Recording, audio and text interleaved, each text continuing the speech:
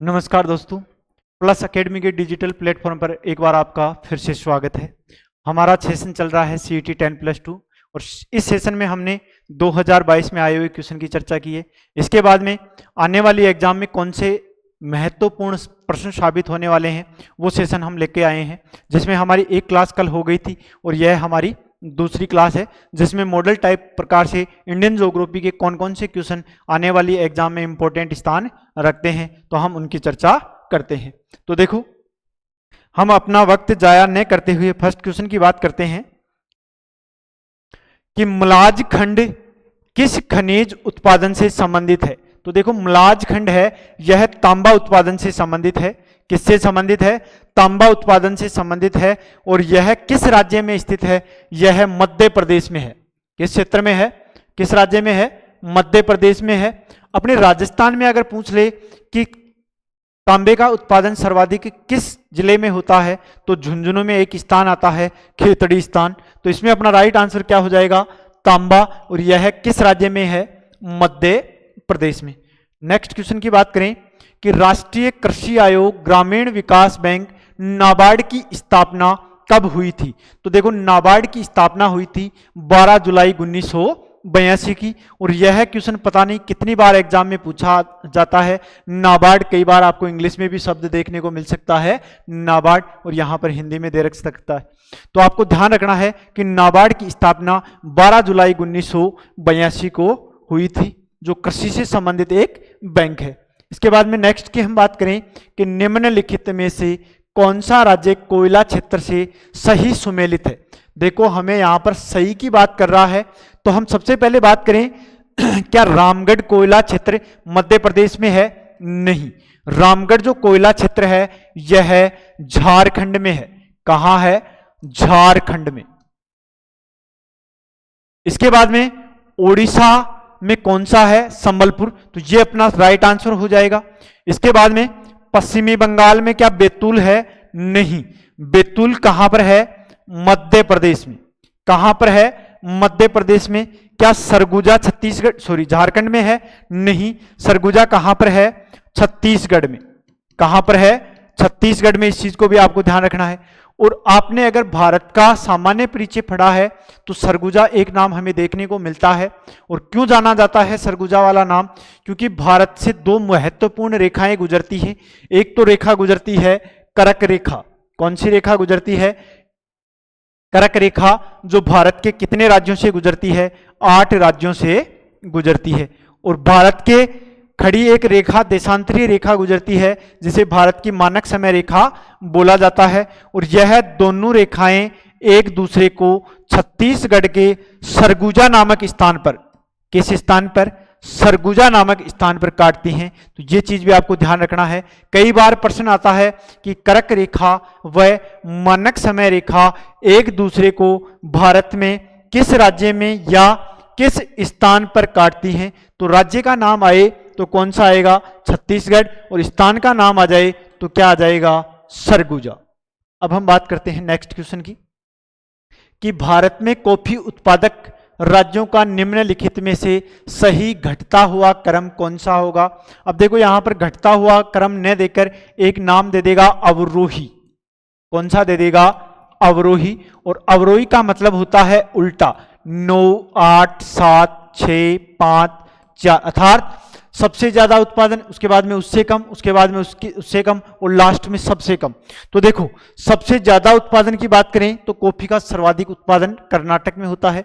इसके बाद में केरल में, इसके बाद में तमिलनाडु में, और इसके बाद में आंध्र प्रदेश में। तो अपना ऑप्शन नंबर 3 क्या हो जाएगा? Right answer. इसके बाद में नेक्स्ट क्वेश्चन की हम बात करें कि वेदांथंगल पक्षी अभ्यारण्य स्थित है। तो देखो, वेदांथंगल पक्षी अभ्यारण्य की बात करें तो यह तमिलनाडु में स्थित है। किस राज्य में स्थित है? तमिलनाडु में स्थित है। और इसे बोला जाता है प्रवासी पक्षियों का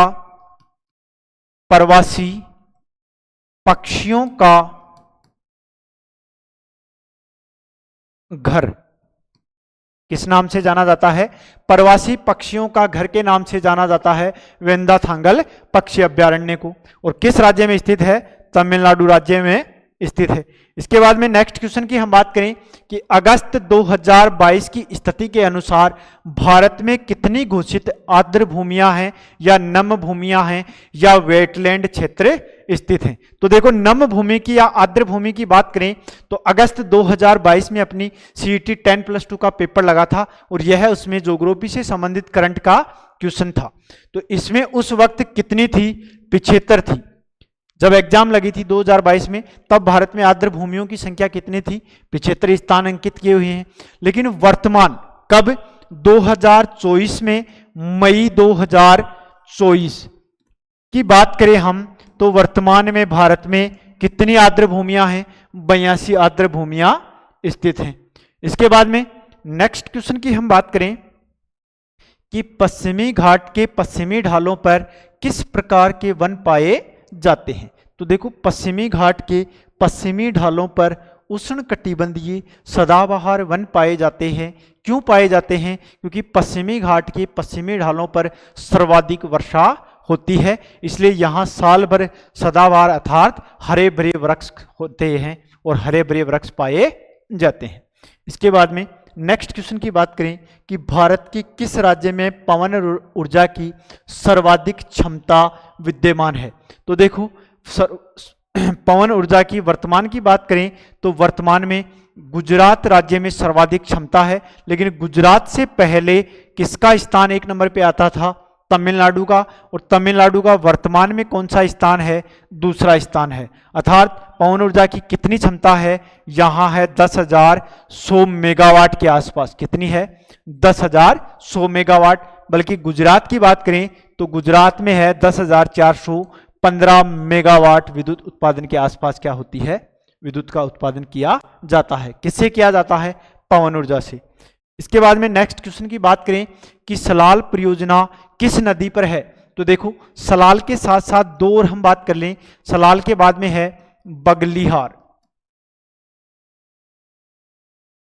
और एक नाम आता है दुलहस्ती। ये तीनों परियोजनाएं कौन सी नदी पर हैं? चिनाब नदी पर हैं। किस नदी पर हैं? तीनों की तीनों परियोजनाएं किस नदी पर हैं? चिनाब नदी पर हैं। तो रावी पर अगर पूछे कि कौन सी परियोजना है तो रावी पर जो परियोजना है वह है चामेरा या चमेरा परियोजना। कौन सी है? चामेरा या चमेरा। और आप तुकबाजी भी कर सकते हो कि चामेरा में रा आ रहा है और रावी नदी में भी क्या आ रहा है? रा आ रहा है, तो आपको याद करने में आसानी होगी। इसके बाद में व्यास नदी पर कौन सी परियोजना है? तो व्यास नदी पर है पोंग या पंडो है। कौन सी है? पोंग या पंडो है। इसके बाद में झेलम नदी की बात करें तो झेलम पर है एक तो है उरी परियोजना और एक है तुलबुल परियोजना। तो ये चीज आपको ध्यान रखनी है। इसके बाद में नेक्स्ट की बात करें, भारतीय मौसम विभाग के अनुसार जब वार्षिक वर्षा की कमी सामान्य वर्षा से खालिस्तान अधिक होती है तब प्रचंड सूखे की स्थिति होती है। तो देखो इसमें 50% से अधिक जब वर्षा होगी तब प्रचंड सूखे की क्या हो जाएगी? स्थिति हो जाएगी। इसके बाद में नेक्स्ट क्वेश्चन की बात करें कि भारत में निम्नलिखित में से कौन सा क्षेत्र जैव विविधता का हॉट स्पॉट है।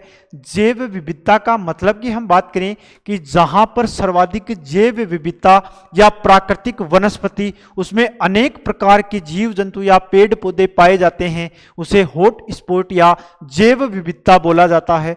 तो हम भारत के अंदर जैव विविधता की बात करें कि भारत के ऐसे कौन से क्षेत्र हैं जिनमें सर्वाधिक जैव विविधता पाई जाती है, तो उनमें एक नाम आता है पश्चिमी घाट का पश्चिमी भाग। इसके बाद में अंडमान निकोबार द्वीप समूह है और इसके बाद में भारत के पूर्वोत्तर राज्य या 7 सिस्टर वाले जो राज्य हैं उनमें सर्वाधिक जैव विविधता पाई जाती है। लेकिन यहां पर अपने क्वेश्चन की बात करें तो अपने क्वेश्चन में हमें एक नाम दे रखा है, कौन सा? पश्चिमी घाट। यहां पर सर्वाधिक जैव विविधता पाई जाती है और इस पश्चिमी घाट पर ही उष्णकटिबंधीय सदाबहार वन भी पाए जाते हैं। इसके बाद में नेक्स्ट क्वेश्चन की हम बात करें कि रबर का सर्वाधिक उत्पादन किस राज्य में किया जाता है। तो देखो रबर के सर्वाधिक उत्पादन की हम बात करें तो रबर का सर्वाधिक उत्पादन केरल राज्य में किया जाता है और केरल एकमात्र ऐसा राज्य है जो भारत के कुल रबर के उत्पादन का 75 से 80% उत्पादन अकेला केरल राज्य करता है। इसके बाद में नेक्स्ट क्वेश्चन की हम बात करें, अमन, ओस, बोरो किस फसल से संबंधित है? देखो यह तीन नाम किसी ना किसी फसल के नाम हैं या किस्म के हैं, किसी फसल की किस्म है।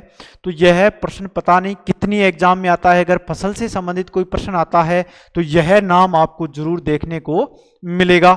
तो यह तीनों नाम चावल की किस्म से संबंधित हैं। किससे संबंधित हैं? चावल की किस्म से संबंधित हैं, अमन, ओस और बोरो। इसके बाद में नेक्स्ट क्वेश्चन की बात करें, बेरन व नारकोडम क्या हैं? क्या नदियां हैं? नहीं।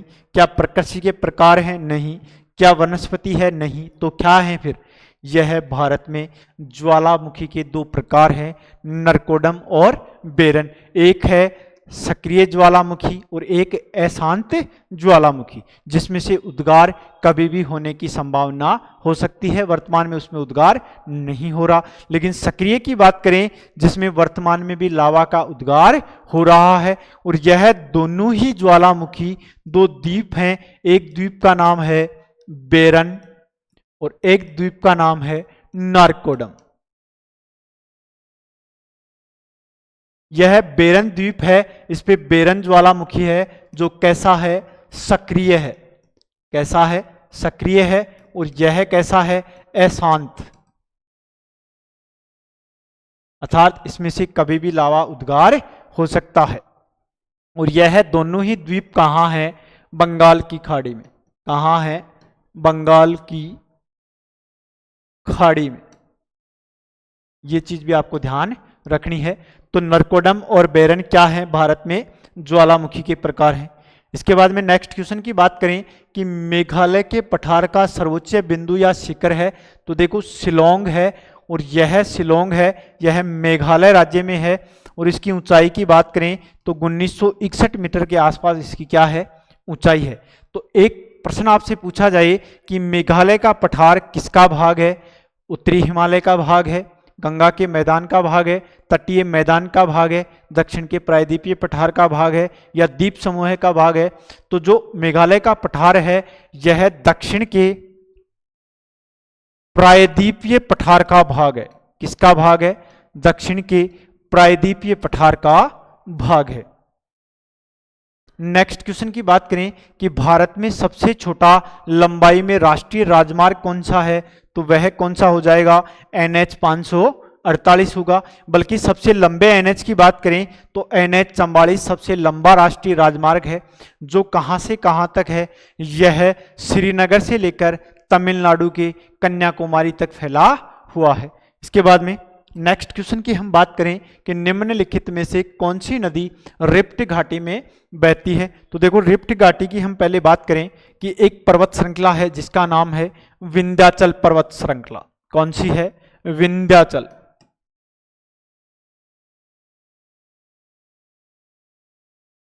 इसके ही दक्षिण में एक पर्वत श्रृंखला और है, उस पर्वत श्रृंखला का नाम है सतपुड़ा। कौन सी है? सतपुड़ा पर्वत श्रृंखला। अब देखो इन दोनों पर्वत श्रृंखलाओं के मध्य एक नदी बहती है जो पश्चिम दिशा में अरब सागर में अपना ज्वार नदमुखी या एस्चुरी का निर्माण करती है। और यह नदी कौन सी है? नर्मदा। अब देखो इस नदी के दोनों किनारों पर दो पर्वत श्रृंखलाएं हैं, तो यह घाटी में या रिफ्ट घाटी में प्रवाहित होती है। तो कौन सी नदी है? नर्मदा नदी अपना राइट आंसर हो जाएगा। तो आज का अपना सेशन कंप्लीट हुआ। इसी के साथ हम नेक्स्ट क्लास में इंपॉर्टेंट क्वेश्चन की चर्चा फिर से करेंगे। आपका कर्तव्य बनता है कि जो भी क्लास आप देख रहे हो उसको पूरी देखो, अच्छे से देखो, क्योंकि यह क्वेश्चन कहीं ना कहीं किसी ना किसी एग्जाम में आपको दोबारा से टकराने वाले हैं। धन्यवाद।